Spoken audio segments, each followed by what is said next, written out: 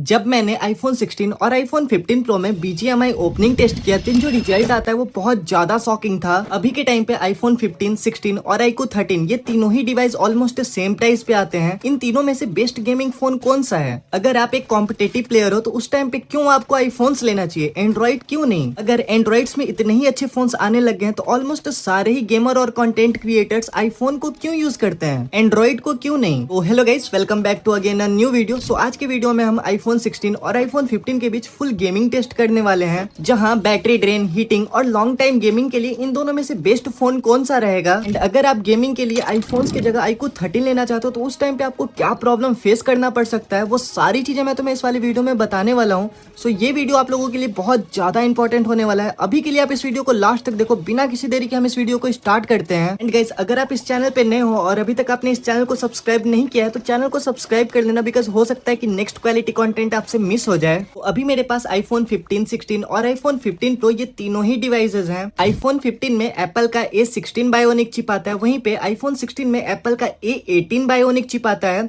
और iPhone 15 Pro में Apple का A17 Pro चिपसेट आता है। फर्स्ट ऑफ ऑल अभी हम iPhone 16 और iPhone 15 जल्दी लोड हो जाता है iPhone 15 Pro के मुकाबले, और यही सेम चीज मैंने iPhone 15 और 16 के साथ भी किया था। वहां पर भी iPhone 16 में गेम जल्दी लोड हो जाता है। तो डेफिनेटली iPhone 16 में बहुत ज्यादा पावर है, पर जब आप iPhone 15 और 16 में गेम खेलते हो तो उस टाइम पे आपको ऐसा कोई भी डिफरेंस समझ में नहीं आएगा। ये दोनों ही फोन्स BGMI में कॉन्स्टेंट 60 FPS देता है। iPhone 15 iPhone 16 के मुकाबले थोड़ा सा ज्यादा हीट होता है। गेमिंग के टाइम पे ये दोनों ही फोन हल्का सा भी लैग नहीं होता है। इवेंट्स पे एक बार में 70 से 80 बंदे लैंड करते हैं, बट उस टाइम पे भी ये फोन कांस्टेंट 60 FPS देता है। आपको ऐसा कोई भी लैग या जेटर महसूस नहीं होगा। लॉन्ग टाइम तक विद स्क्रीन रिकॉर्डिंग के साथ इन दोनों ही फोन में आप बहुत स्मूथली तरीके से गेम खेल पाओगे। नेक्स्ट, जब हम बैटरी की बात करते हैं तो iPhone 15 में BGMI विद स्क्रीन रिकॉर्डिंग के साथ 5 घंटे तक आप खेल सकते हो। वहीं पे iPhone 16 में विद स्क्रीन रिकॉर्डिंग के साथ BGMI 6 से 6.5 घंटे तक चल जाता है। iPhone 15 के मुकाबले iPhone 16 का बैटरी बैकअप बहुत ज्यादा अच्छा है। ये कुछ प्रो एंड कॉन्स थे इन दोनों ही फोन्स के। इसके अलावा iPhone 15 और 16 में एक मेजर प्रॉब्लम है। इन दोनों ही फोन्स में 60 हर्ट्ज का डिस्प्ले आता है, जो कि बहुत ज्यादा डिजायर्ड है। इतना सारा पैसा पे करने के बाद भी आपको एक 60 हर्ट्ज का पैनल मिलता है, जो कि एक बहुत बड़ा डिसएडवांटेज है अभी के टाइम पे।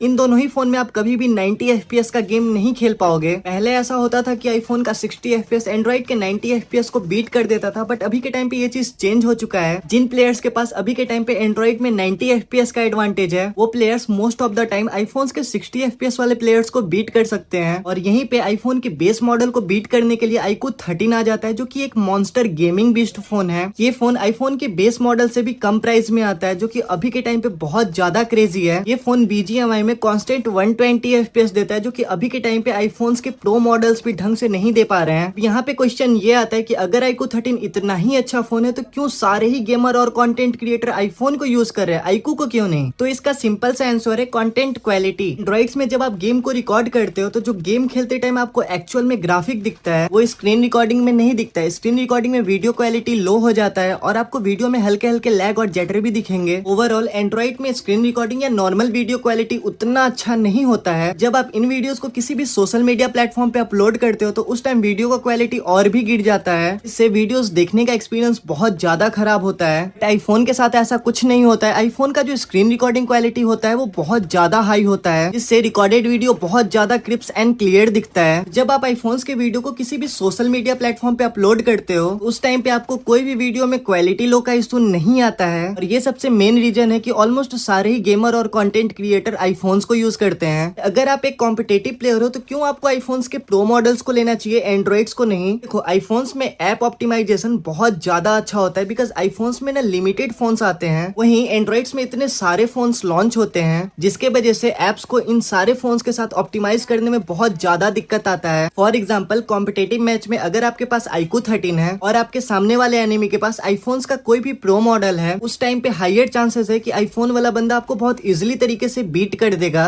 बिकॉज कॉम्पिटेटिव मैचेस में फोन्स पे बहुत ज्यादा लोड होता है और उस टाइम पे ऐप ऑप्टिमाइजेशन बहुत ज्यादा मैटर करता है। ये चीज आपको आईफोन्स में दिख जाएगा। BGMI में आईफोन्स प्लेयर्स का बुलेट ज्यादा रजिस्टर्ड होता है एंड्रॉइड प्लेयर्स के मुकाबले। कॉम्पिटेटिव मैचेस में most of the time iPhone चिपक के मतलब कांस्टेंट FPS देता है, उसमें उतना ज्यादा फ्लक्चुएट नहीं होता है, बट एंड्रॉइड में बहुत ज्यादा फ्लक्चुएशन आता है। और यही मेन कारण है जिसके वजह से ऑलमोस्ट सारे ही गेमर और कॉम्पिटेटिव प्लेयर जो होते हैं वो आईफोन्स को यूज करते हैं। अब हम अपने कंक्लूजन पे आते हैं। आप अगर एक नॉर्मल कंटेंट क्रिएटर हो जो कि नॉर्मल बीजीएमआई के क्लासिक मैचेस खेलता है, गेम प्लेस वगैरह को रिकॉर्ड करके यूट्यूब पे डालता है, तो उस टाइम पे आपके लिए आईफोन के बेस मॉडल से अच्छा iQOO 13 होगा। बिकॉज आईफोन के बेस मॉडल के मुकाबले आपको iQOO 13 में बहुत ज्यादा एडवांटेज मिलेगा। iQOO 13 50 to 55,000 के रेंज में आता है, जो कि अभी के टाइम पे एक गेमिंग बीस्ट फोन है। अगर आपको बस गेम खेलना है फोन में, तो उस टाइम पे आपके लिए iQOO 13 one of the best device हो सकता है। अगर आप एक प्रॉपर कंटेंट क्रिएटर जिसको वीडियोस वगैरह रिकॉर्ड करना होता है, मतलब फोन्स में कैमरे का बहुत ज्यादा काम होता है, आपको एक प्रॉपर कॉम्पैक्ट फोन चाहिए जिसमें आपका हर एक नीड फुलफिल हो सके,